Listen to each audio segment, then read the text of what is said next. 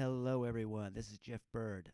Thanks so much for joining me here on Encouragement Corner. We are continuing our series on the love talks. And this again, if you haven't been watching, we got the other episodes here of it. But this is from 1 Corinthians 13, which you may not be familiar with, but it's often called the love chapter, and it's often quoted at weddings. So we're just kind of going through that phrase by phrase to see what love actually looks like. So today we're at the end of verse 5, 1 Corinthians 13:5, and it says here that love is not easily irritated or quick to take offense. Wow, I think we need a lot more of that in our society today. And not only in our society, we just don't need everybody else to change. We need to change, right? I need more of that in my life. You need more of that in your life. And then we can change the society because it will be better because we're better. Um, but I want to break that down. Love is not easily irritated. That's the first part of the verse, or quick to take offense. So that easily irritated, it means it's not overly sensitive. It's not overly sensitive or quick to take offense. The old King James says it keeps no record of wrongs. So, what is a wrong?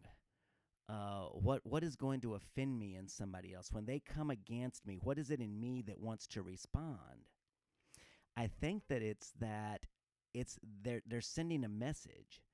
If somebody cuts me off in traffic, I might have an initial knee-jerk response to that, or an irritation, or a gesture, or a word under my breath, or maybe out the window, depending on my personality type. But what they actually did is when they cut me off is they said, "Hey, where I want to be is more important than where you want to be, and by extension, I'm more important than you are." So it's a devaluing statement.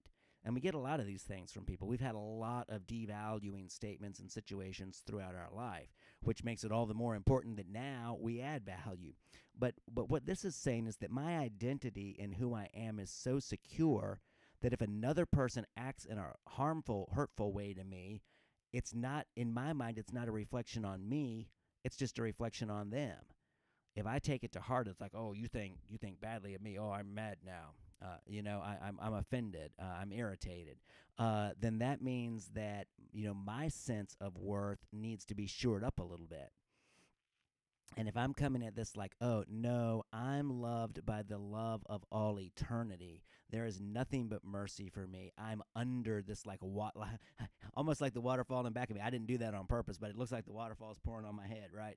So it's like I'm under this waterfall of grace, of mercy, of love, of empathy, of compassion, of tenderness. And so I'm so sorry that you're not entered into that, that you're wherever you are in your mind, you're listening to whatever saboteur you're listening to. And usually when somebody's ugly towards other people, it's because they're thinking ugly towards themselves. If I'm having bad thoughts and negative thoughts, it's much more likely that I'm going to be that way towards other people. If I'm having wonderful, merciful, empathetic, loving thoughts, forgiving thoughts to myself, if I'm looking at myself as the little kid in the picture, the adorable little kid, and I'm like, oh my gosh, he's so adorable. Who would ever want anything bad for him? Yeah, I just have all the mercy in the world towards him, and all the best expectations. If I'm thinking of myself that way and thinking that God thinks of me that way, that's why Jesus came, just to pour out like that waterfall of love over the world. Somebody once said that God's love reminds them of the Sherwin-Williams commercial where the bucket of paint is just being poured out over top of the world and dripping down. And it's like, that's like the love, the mercy, the empathy that God has for us. So when I'm under that, I'm not easily offended. I'm not keeping a record of wrongs that somebody's acting negatively towards me. I'm like, wow, let me pray for that person that they will be under that waterfall of love too, that they'll get out of whatever yuck that is that they've let in, and that they're transferring from themselves and exuding out of them towards me. It's like, wow, that just makes me feel sorry for them. So that's what it means when love keeps no record of wrongs. Love isn't easily irritated. It's not offended because it knows who it is, and it's in such a beautiful place itself. It's received such beauty that it's not fragile. It's not like easily irritated.